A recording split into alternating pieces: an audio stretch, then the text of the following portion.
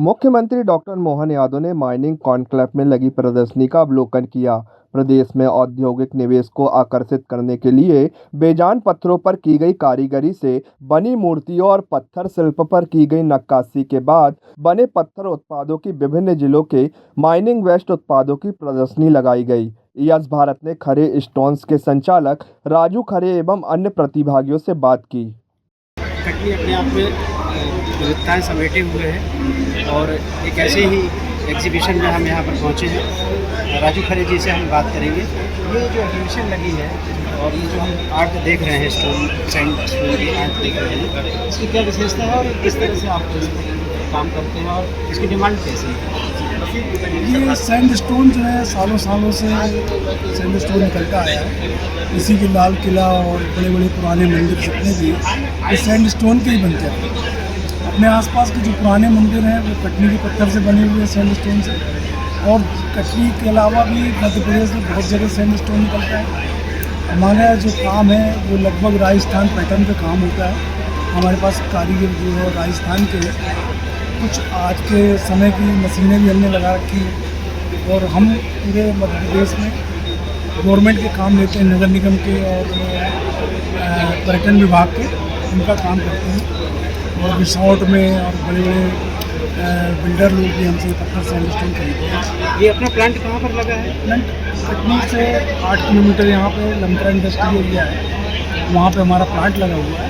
और कटनी से 30 किलोमीटर पे रीठी कहलाता है, रीठी पे सैंड स्टोन निकलता है, जिसकी क्वालिटी लगभग राजस्थान से 20 बैठती है। मतलब क्वालिटी बेस्ट हमारी क्वालिटी है, उसी पर हम ये सारा काम। इसमें गवर्नमेंट से आप कुछ और फैसिलिटीज़ चाहते हैं क्या? कुछ अपेक्षा सरकार से हो या इसकी डिमांड को लेकर अगर कोई अपन भेजते हैं बाहर तो कोई दिक्कत आती हो? सर उम्मीद तो बहुत दिनों से हम लोग करके बैठे हुए हैं। सैंड स्टोन एक ऐसी चीज़ है जो हर गवर्नमेंट की बिल्डिंग में लगता है, हर गवर्नमेंट के पार्कों में लगता है।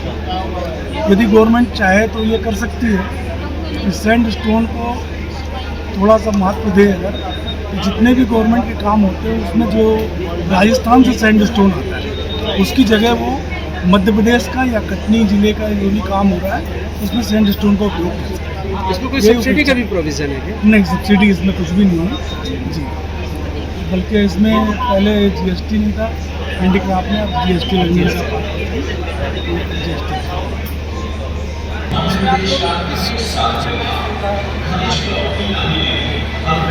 सर यहाँ पे हम लोगों ने डिस्ट्रिक्ट मिनरल फाउंडेशन जो होता है PM चुनौतीबाई गाइडलाइंस के अंतर्गत ये प्रोजेक्ट DMF होता है, उसका हम यहाँ पे एग्जीबिशन लगाए हैं।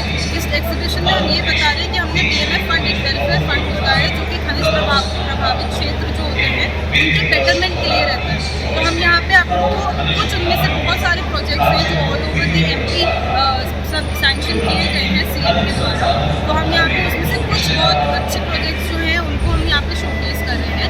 सिंगरौली, बालाघाट, अनूपपुर, इन सब में जो SHG होते हैं सेल्फ हेल्प ग्रुप्स, वहाँ पर हम लोगों की फंडिंग रहता है। हम यहाँ से उनको आजीविका प्रोवाइड कराते हैं जिससे उधर उनको एम्प्लॉयमेंट, एजुकेशन, वाटर सैनिटेशन और ऐसे बहुत सारे हैं जिन एरियाज़ में उनकी हेल्प होती है। इस एग्जीबिशन के थ्रू हम उनके प्रोडक्ट्स जो SHGs ने बनाए हुए हैं प्रोडक्ट्स और मॉडल्स को डिस्प्ले करते हैं। इसमें गवर्नमेंट आपको कोई अलग से हेल्प देती है या गवर्नमेंट ही इस प्रोजेक्ट को लेके और फिर आप लोगों की सब कुछ गवर्नमेंट ही करता है। ये जो भी है DMF बेसिकली बनाया ही गया है कि वहाँ पे जो माइनिंग अफेक्टेड लोग हैं उनके बेटरमेंट के लिए सब कुछ इसमें फंडिंग और सब कुछ गवर्नमेंट। ये जो माइनिंग क्षेत्र है या जो माइनिंग में काम करने वाले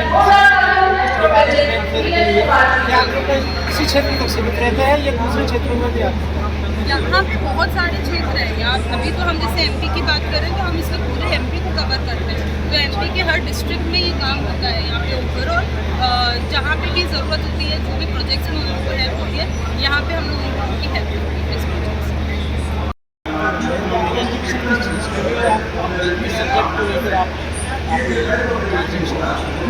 बेसिकली हम लोग एजुकेट कंसल्टेंसी एजेंसी है और हम मिनरल एक्सप्लोरेशन का काम करते हैं देश में और मध्य प्रदेश में खासतौर से बहुत ही अलग अलग वैरायटी के मिनरल्स हैं। कल थोड़े दिन पहले आपने सुना होगा जबलपुर के आसपास में, कटनी के आसपास में सुना एस्टैब्लिश है। उसी तरीके से अलग अलग मिनरल तो किस जगह पे कौन सा मिनरल है, किस ग्रेड का मिनरल है, ये पता लगा कि basically mineral exploration Madhya Pradesh में सबसे बड़ा फायदा जो है इस जगह पर बहुत ही अलग अलग वैरायटी है।